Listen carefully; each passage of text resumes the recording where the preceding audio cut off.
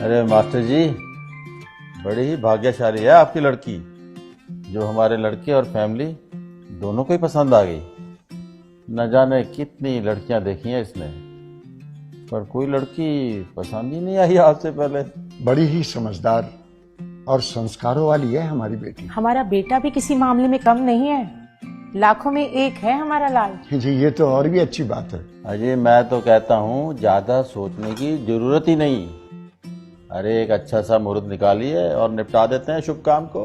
जी जैसे आप अच्छा समझिए, पर शर्मा जी मेरे हिसाब से बच्चों की राय जान ली जाए तो ठीक रहेगा। अजय, कैसी बातें कर रहे हो मास्टर जी? आप बच्चों की राशि मिलवाइए और हो जाने दीजिए। नहीं अंकल जी, आप लोगों को एक बार हमारी बात सुन लेनी चाहिए। आपकी बात? कैसी बात?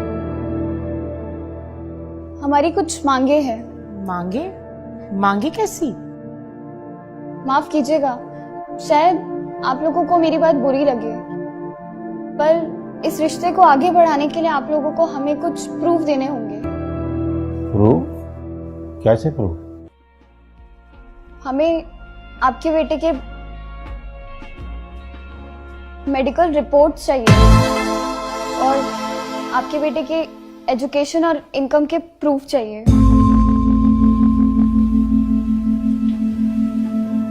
पुलिस वेरिफिकेशन के साथ आपके बेटे का कैरेक्टर सर्टिफिकेट और जिस घर में आप लोग रह रहे हैं उस घर का ओनरशिप प्रूफ चाहिए। ये सभी प्रूफ देने के बाद फिर चाहे राशि मिले ना मिले, हम इस रिश्ते के लिए तैयार हैं। मास्टर जी, ये सब क्या है?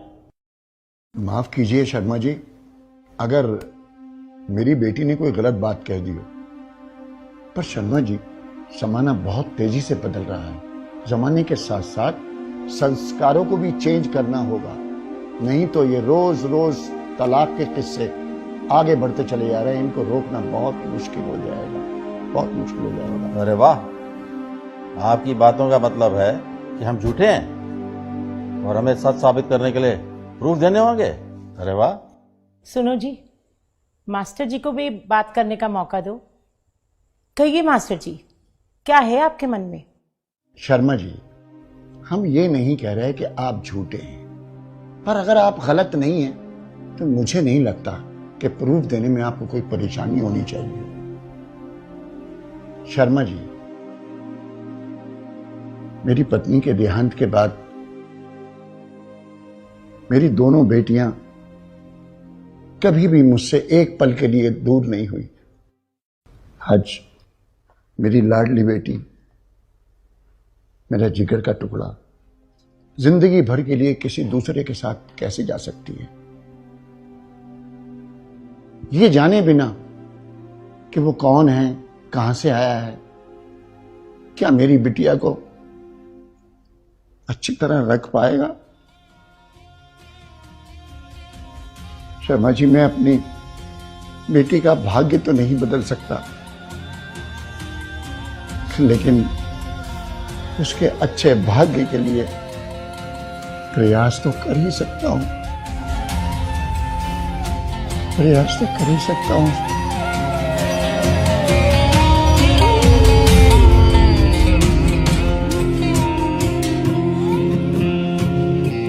अंकल, अंकल अब आप ही बताइए, एक सिर्फ न्यूज़पेपर की एड के बेस पे कैसे मेरे पापा किसी के भी हाथ में मेरा हाथ सौंप सकते हैं? कैसे विश्वास कर ले इन न्यूज़पेपर वालों के ऊपर जो पैसे लेकर किसी के बारे में कुछ भी छाप सकते हैं?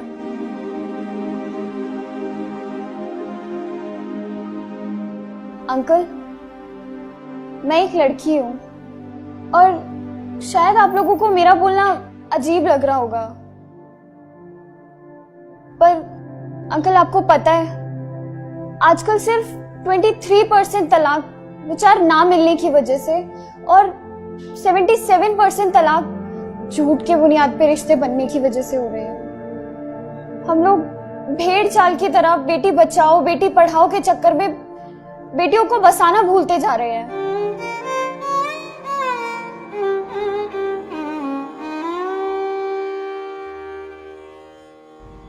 शादी से पहले हम लोग पुलिस स्टेशन, हॉस्पिटल या फिर किसी ऑफिस में जाकर इंक्वायरी करवाने की बजाय पंडितों से राशि मिलवाना जरूरी समझते हैं। सोशल मीडिया पर अपने दिखावे के चक्कर में हम लोग लाखों रुपए सिर्फ और सिर्फ प्री वेडिंग शूट पर ही खर्च कर देने में लगा देते हैं।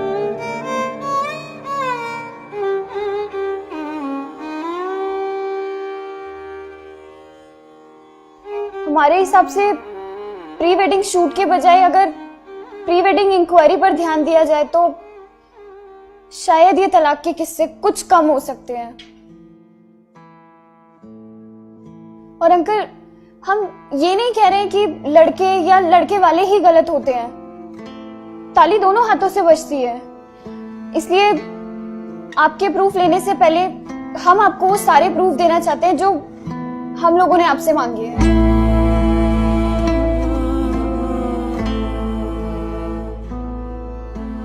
शर्मा जी, एक आखिरी बात आपसे और कहना चाहूंगा कि इस तरह के fैसले कभी दिल से नहीं करने चाहिए, दिमाग से करने चाहिए, बाकी ऊपर वाले पे छोड़ देना चाहिए। उसके आगे आपकी मर्जी।